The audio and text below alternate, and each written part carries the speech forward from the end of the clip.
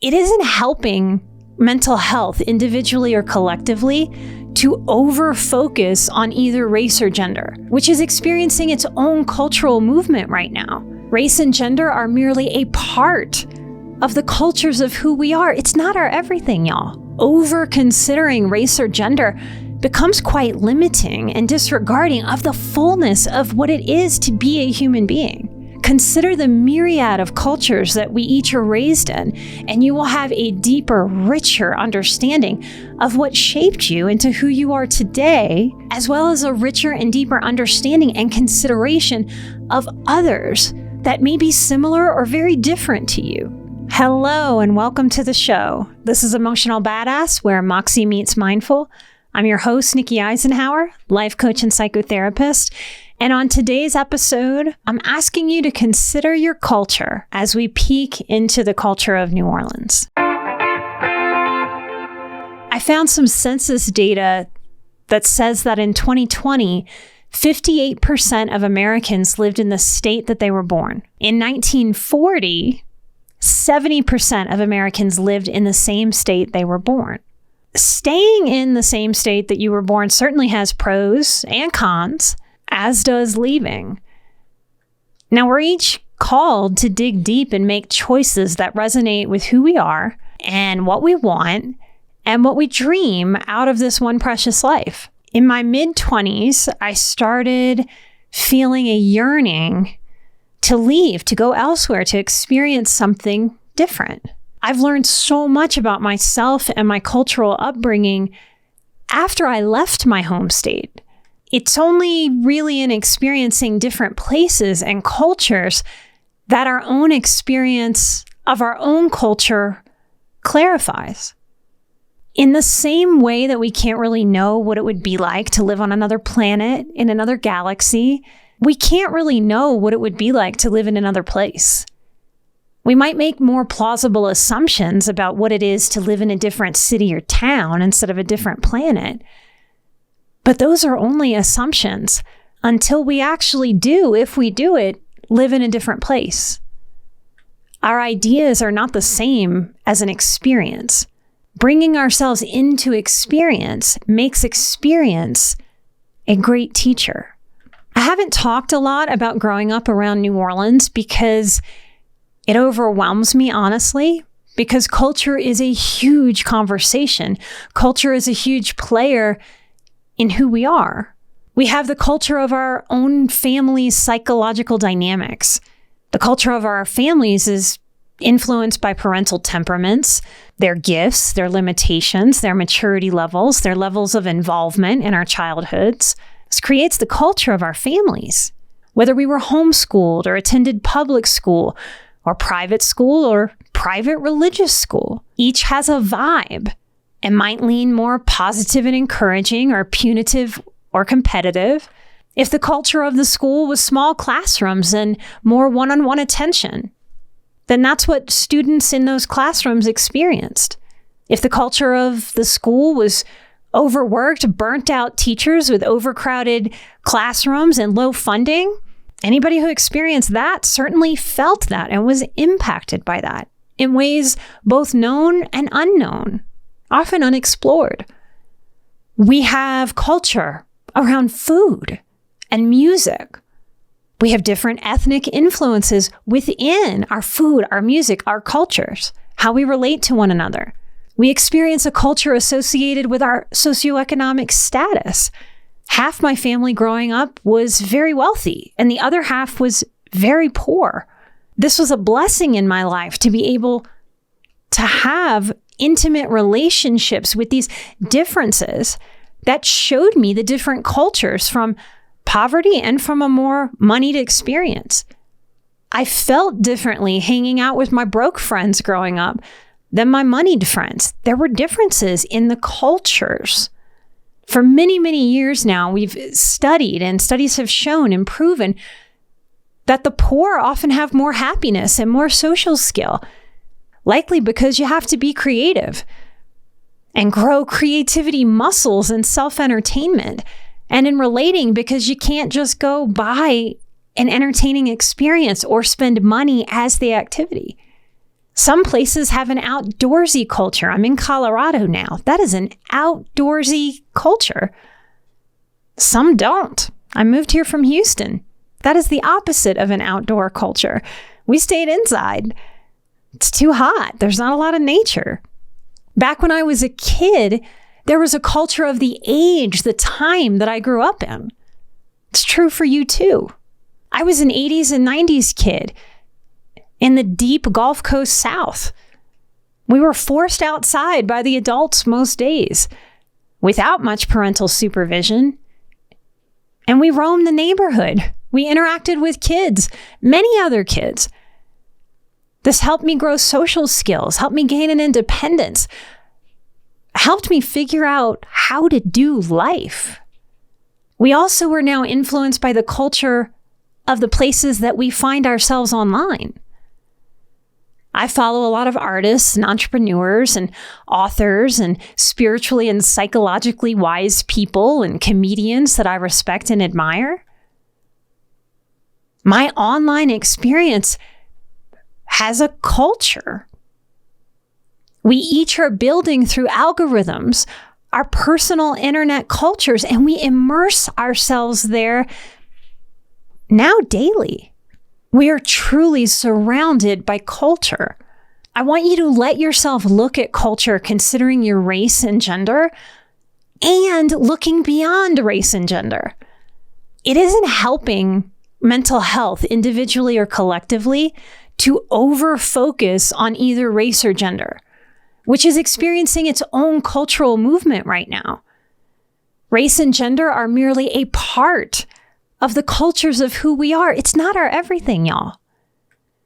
Over-considering race or gender becomes quite limiting and disregarding of the fullness of what it is to be a human being. Consider the myriad of cultures that we each are raised in, and you will have a deeper, richer understanding of what shaped you into who you are today, as well as a richer and deeper understanding and consideration of others that may be similar or very different to you. And that's not a threat. Understanding culture, that we're surrounded by culture. The culture of Hollywood has influenced us. Understanding culture will help you navigate yourself, people, and the world. It's an avoidant idea that we aren't affected by the stuff of culture. None of us are above being influenced by the cultures that we are immersed in, whether we acknowledge those cultures or not. Of course we're affected. I'm affected if I don't eat lunch. How about you? What was happening around me, especially as a highly sensitive, observant child, absolutely helped shape me into who I am.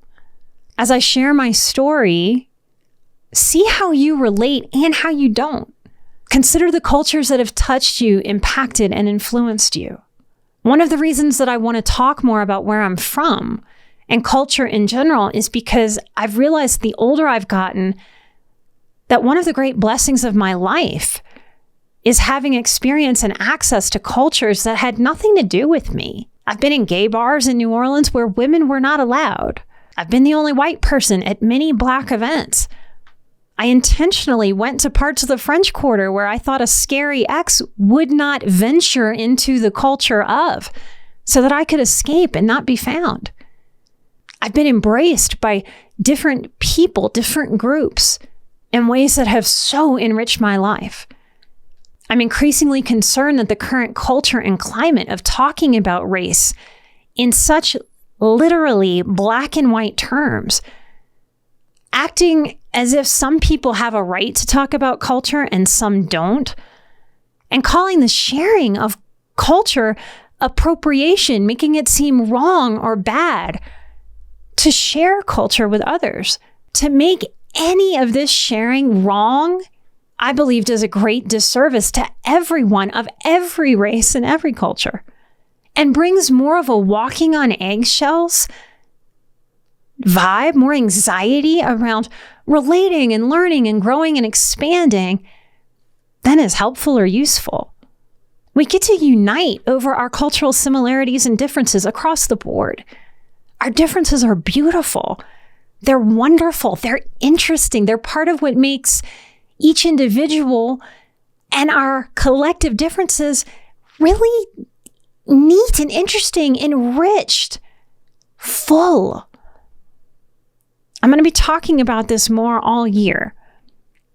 Today, I just want to wet your whistle. I want to get you interested in considering the cultures you've experienced, ones you might want to check out and experience, what your insights and observations show you about who you were, who you are, and help you make empowered choices on who you are becoming, what you would like to experience for yourself or your family to help you gain a more well-rounded human experience.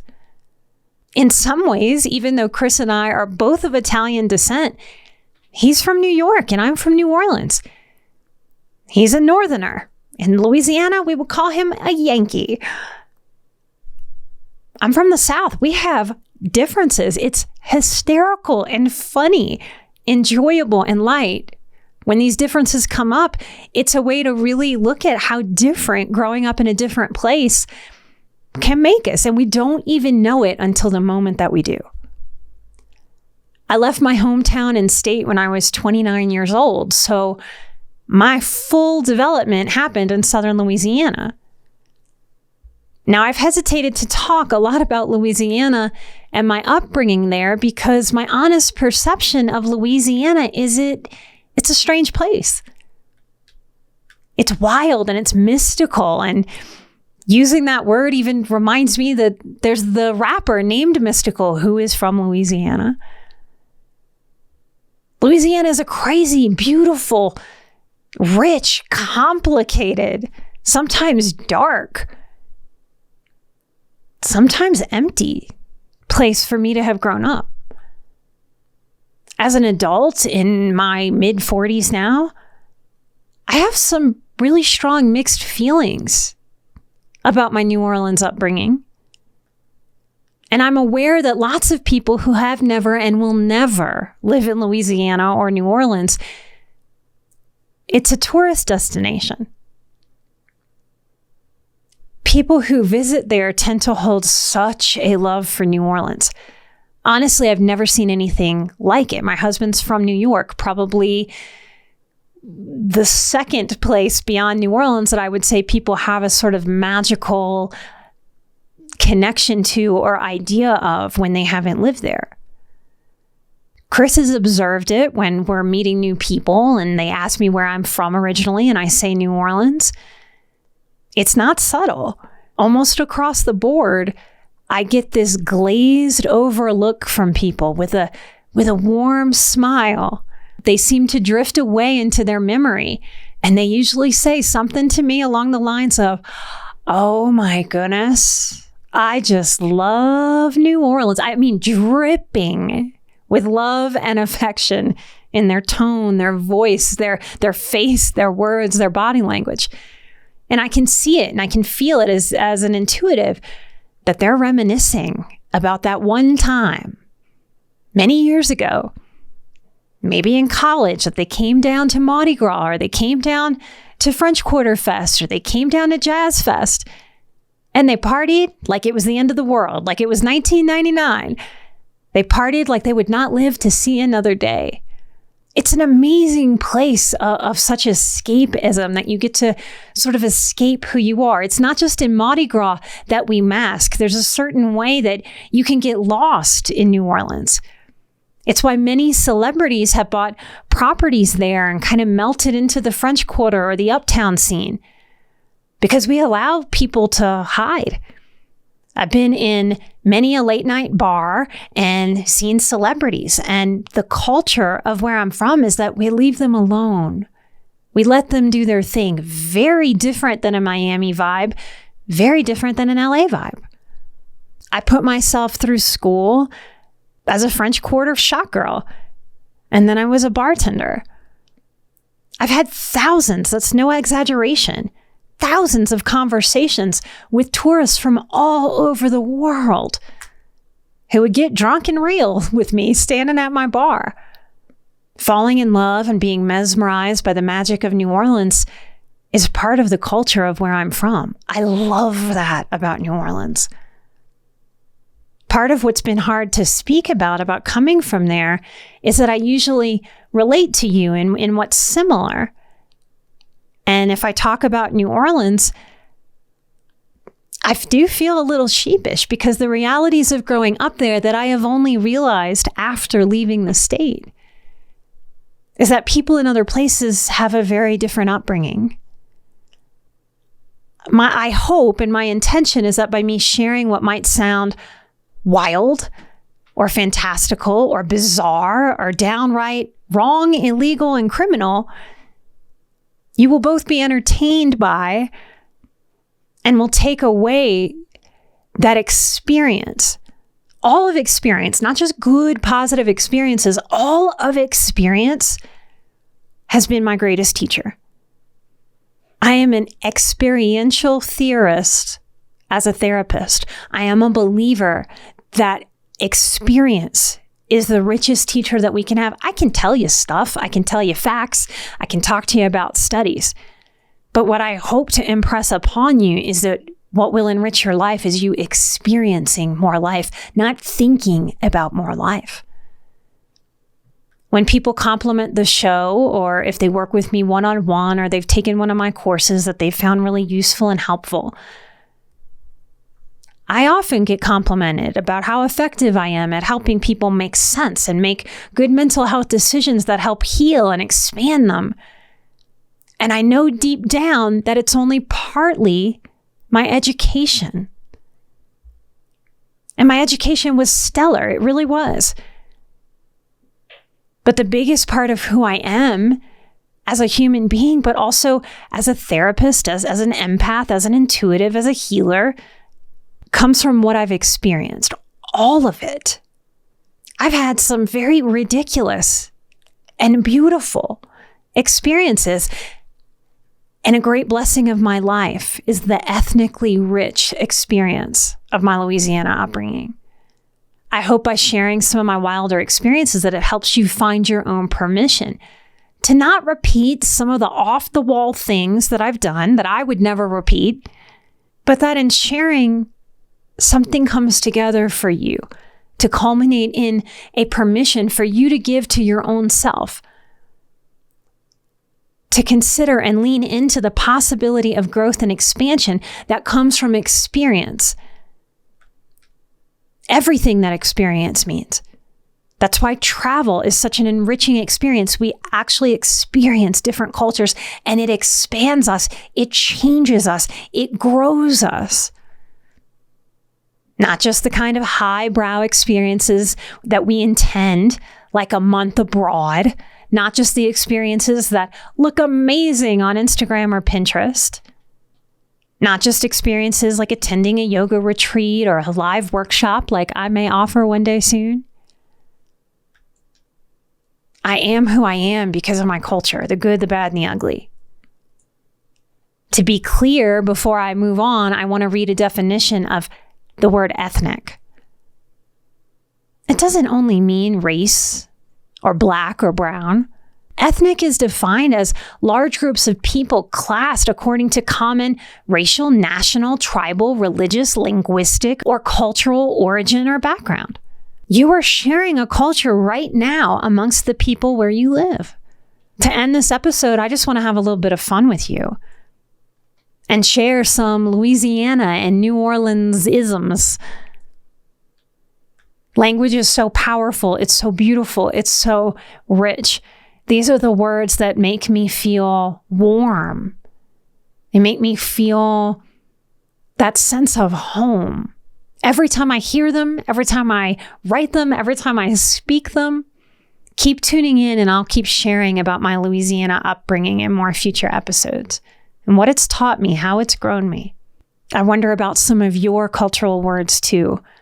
And I'm going to ask in the Patreon for y'all to share. What are the words that make you feel a sense of home? So the first word I want to share with you is lagniappe. The way you spell it is Lagniappe. Now, the very first time that I decided to work for myself, I hung the proverbial shingle And I named the very first iteration of my therapy business. And it was named Lagniappe Therapy. Lagniappe means a little something extra.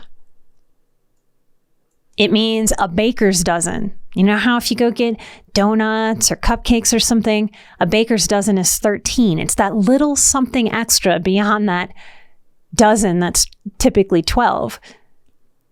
I have such warm memories of going through the lunch line in elementary school in New Orleans. The lunch lady, all hair netted up, moving kids through the line. And this is what you would hear as a kid in New Orleans. "Hey, baby, how you doing?" With a scoop in her hand of potatoes or spinach. "You want a little lagniappe, baby?" And I'd smile and go, "Yes, ma'am. Thank you." That's how we show love. It's a way to be in the experience of, I see you, I'm smiling at you warmly, and because you're a person in front of me, I'm going to make you feel loved and taken care of. I'm going to give you a little extra. It is such an endearment. That's why I named my first therapy practice Lagniappe Therapy. I wanted to embody that. I wanted to give a little something extra. Do you know the word beaucoup? It's from a combination of French and Haitian influence, and it just means a whole lot.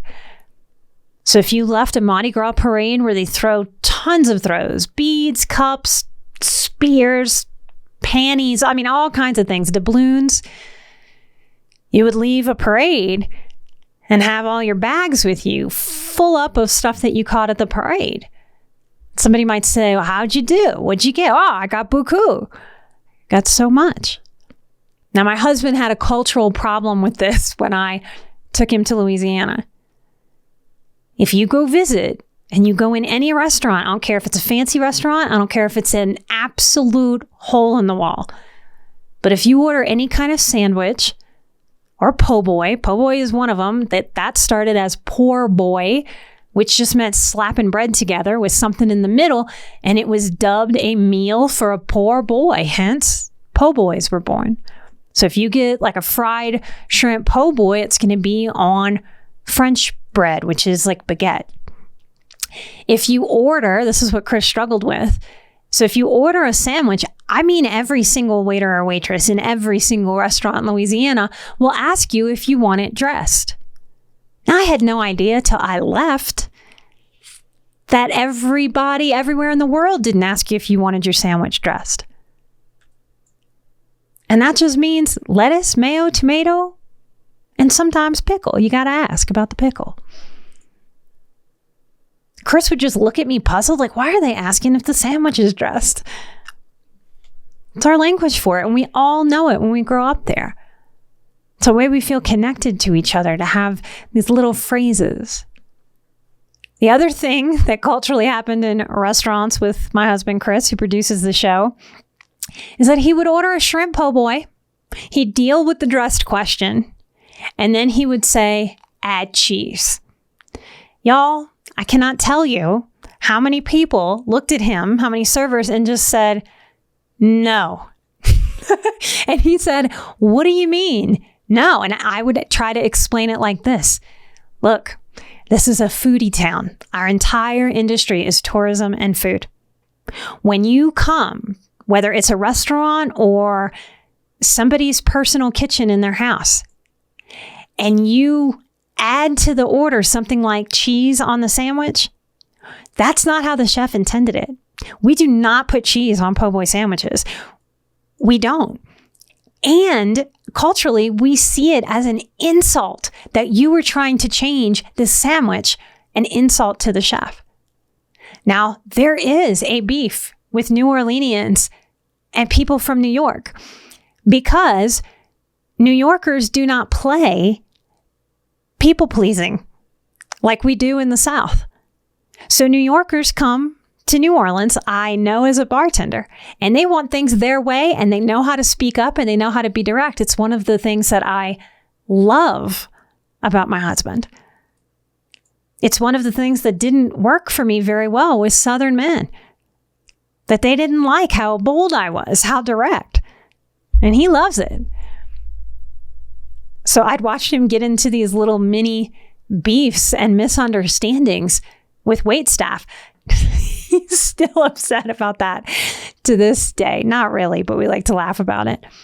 So there are all these little cultural differences that we might not even know until we see somebody that's outside of our culture trying to experience.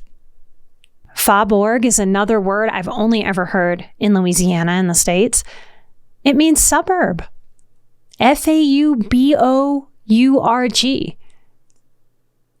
I lived in the Marigny that is officially called Faubourg Marigny, which is next to Faubourg Treme. Now, you might know Treme because there was an HBO show years ago about the Treme neighborhood. Grigory is one I use a lot. It is one of my favorites. If you know me personally, if you've worked with me personally, and I think of you, I often will put a hand on my heart and send you some good grigory. It's spelled Gris.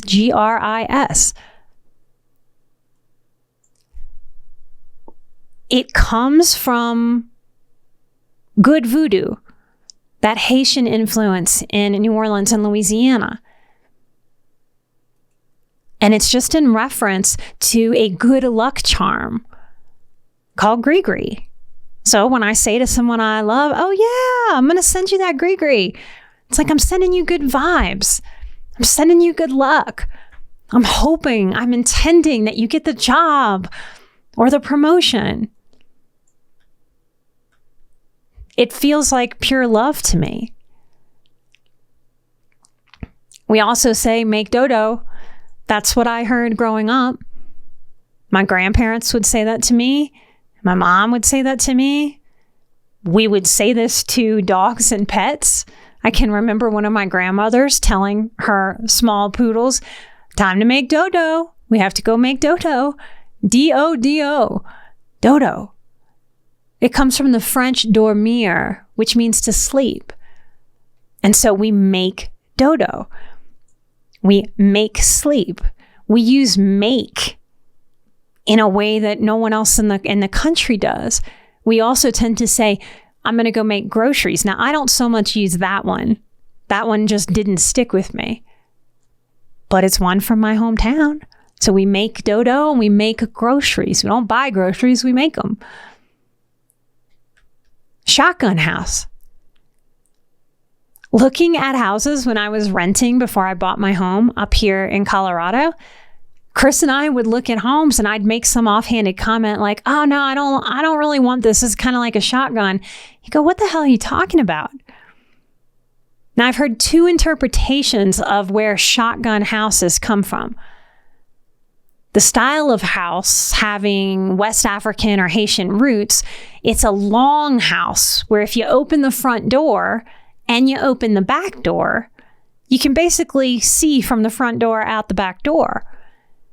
That's to get breeze all the way through the house, which makes sense in climates that are hot as hell, y'all.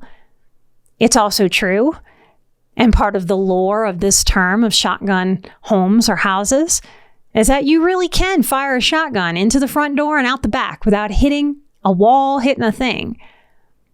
Connected to this phrase, there's also some history that it might be from a West African word, shogun, S-H-O-G-U-N, which means God's house. So that may be another influence that formed this term. Where you at? Now, that's spoken as one word. It's like where you at, but faster and more smushed together than that. Where you at? I use this one a lot. If you're my friend, you are liable to get a text message from me that just simply says, where you at? If I see you and haven't seen you in a long while, I'm liable to give you a hug and go, my God, where you at? It's a standard universal greeting. And it doesn't mean where are you? It doesn't mean I'm asking you where you are physically. It kind of means, hey, what's up? How you doing? And the right answer to, hey, where you at? Is I'm doing all right. I'm doing mighty fine. You momming them. We say that as one smushed together word. Slowed down, it is technically your mom and them. It's just a slangy way that has developed to see someone and ask, how's your mom and them? It means, how is your mom and your whole extended family? Part of the culture of Southern Louisiana is very, very strong in family. I have known generations of certain families that have all lived on the same street. It is very, very common to buy a home next door to your mom, next door to your grandma. I have an uncle right now that is still in my great-grandmother's house. So it's common when you're asking about how's your family to ask about your mom. It is a very mom-centric place. It's particularly culturally why it was additionally hard for me to go no contact with my mom. Here's another one of my favorites that I very often use, and I use it without thinking. It'll just slide right out of me. And I love that. That means it's part of the fiber of my being. That's what happens with culture. It becomes who we are. It's why we have such a cultural pride in different ways. Yeah, you right is an exclamation of happiness. Kind of means right on, or I agree with what is going on here. So the example I want to give you of where you might hear a Louisianian say, yeah, you right. Let's say you are in a bar. I'll even get specific about the bar. How about Old Miss May's uptown? Now, I've spent many a night in my young 20s in this bar till the sun came up. And yes, that is part of the culture that I grew up with. Starting to go to bars at 16, which for my age range, it might be a little different now in 2024, was very normal to start going to bars as a teenager. I had no concept that other adults in the United States were not having that experience and were genuinely not typically going into a bar till they were 21 or at least 18. Till COVID, it was the culture of New Orleans to be open 24 hours, 24-hour food, 24-hour bars. So if you were drunkenly dancing at 4 a.m. with a stranger in a bar named Miss May's, the random patrons of the bar may turn away from the bar, watch you dance, smiling, so happy. They may salute you and cheer you on, nodding their heads in approval, and you are likely to hear a whole lot of, yeah, you right, as the comment to two people in the bar getting up and dancing together jovially. Now, how does it feel for me to share part of my culture with you? What does it feel like to have me share some of the intimate words from my culture with you? Part of why I believe that I'm good at connecting with people is not just who I am, who I was born, my temperament. It's that Southern culture, particularly that Southern Louisiana culture. There's a warmth, there's an openness. Part of our culture is that, part of my culture is that if I let you in my home, I know how to make you feel very welcome, very warm. Now, I've had to work with that to not go into people-pleasing territory. But that is something that I believe I will love and cherish all the days of my life. What is your culture, all the different cultures you've been in? What has it shown you about you? What has it taught you about how to be in the world? Where is it useful? Where is it maybe not? What do you feel when I share with you? Are there ways you would like to share some of your culture and learn how to own that, step into the ownership? Shame-free, guilt-free, stress-free. Sharing your culture with others, being connected to your culture has nothing to do with putting down anybody else's. If you want more experiences to broaden your cultural understanding, go after it. That is available for you. Thank you for holding space for me. Thank you for allowing me to share more intimately part of where I come from, part of who I am. Now more than ever, we ask you to share the show. I'll talk about it maybe on the Patreon, maybe later in an episode, but we are getting knocked out by some explicit categorizations of our show. And I have worked very hard over the years to keep it very clean so that it wouldn't be limited in other countries and limited by parental controls, so that the people that want what I'm sharing have access to it. Thank you so much for sharing the show and helping work all those funky iTunes algorithms and helping us get past the limitation of being dinged as an explicit show. Remember to find Emotional Badass wherever you get your podcasts. We're proud to be part of the Airwave Media Podcast Network. I am an emotional badass. You are an emotional badass. And together, we are where Moxie meets mindful. Light and love. And I'll see you right here next time for a brand new episode. Till then, take care. Bye-bye.